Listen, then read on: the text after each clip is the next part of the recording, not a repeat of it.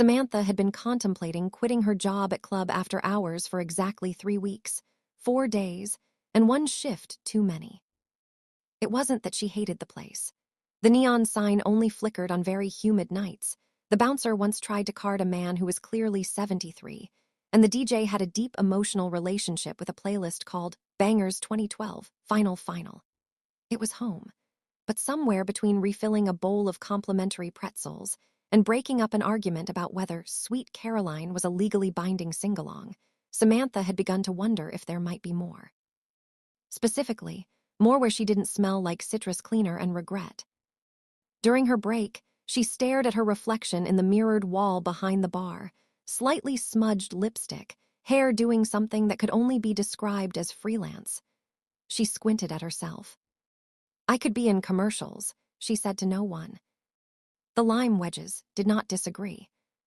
The idea took root immediately and dramatically. By the end of her shift, she'd Googled acting without experience, how to look mysterious but approachable, and are headshots tax deductible. By the next morning, she'd booked a professional headshot session with a man named Trevor who spelled it Trever and described his style as cinematic authenticity. Trevor's studio was in a converted warehouse that smelled faintly of incense and printer toner. He handed Samantha a clipboard with a waiver that included the phrase, artistic vulnerability.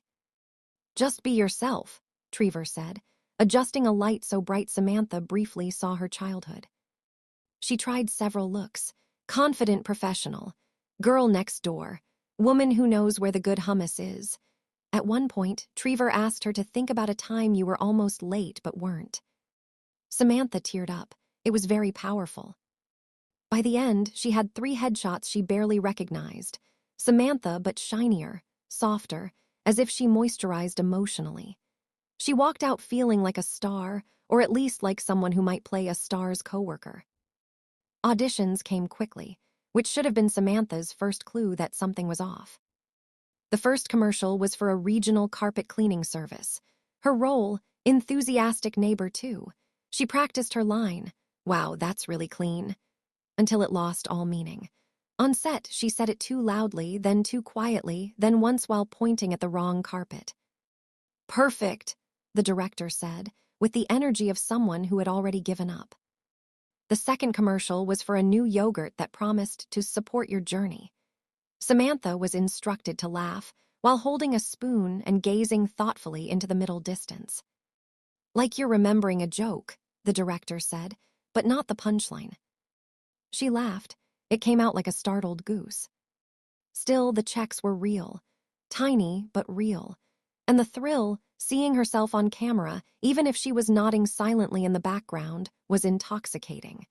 She started taking fewer shifts at Club After Hours, which immediately resulted in the DJ texting her, "You good." But acting, she discovered, was mostly waiting. Waiting in rooms with chairs that didn't match. Waiting while someone else got redirected. Waiting while a casting assistant ate almonds with alarming confidence.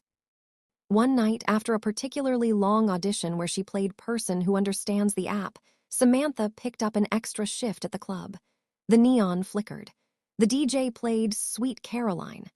A regular tipped her $5 and said, "You've got a good vibe." Something settled in her chest. Maybe she didn't have to quit everything all at once. Maybe dreams could be part-time. So she stayed, for the time being. Weeks later, Samantha came home late, keys jingling, still wearing her club hoodie. The TV was on. Carly, her best friend and roommate, was sprawled on the couch with a bowl of cereal that was definitely meant for breakfast only. On screen, Samantha appeared. "Well, that's really clean," commercial Samantha said, pointing enthusiastically at a carpet that no one else would ever notice. Samantha froze. Carly froze. They watched in silence as commercial Samantha nodded, smiled, and faded into the background. When it ended, Carly turned slowly. "That was you," she said. Samantha braced herself. "It was my first one." Carly nodded solemnly. "You were very convincing about the cleanliness." "Thanks." "I mean," Carly added quickly, "I believed you. I believe that carpet changed your life."